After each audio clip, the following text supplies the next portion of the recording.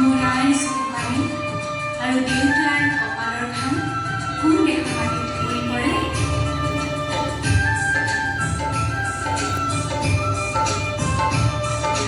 ৰিমঝিম ৰিমঝিম বৰষুণে দেখোন বজায় খোল, গিৰ গিৰ গিৰ গিৰ গাঁৱৰে মাত বজায় খোল। এই অসম দেশত এই মাইহাং বাটি কুঁৱাত পানী যাতে কোনে খোল। তাৰ পদূলিৰ গেটে কিনো মনে মনাই খোল। এই অসম দেশত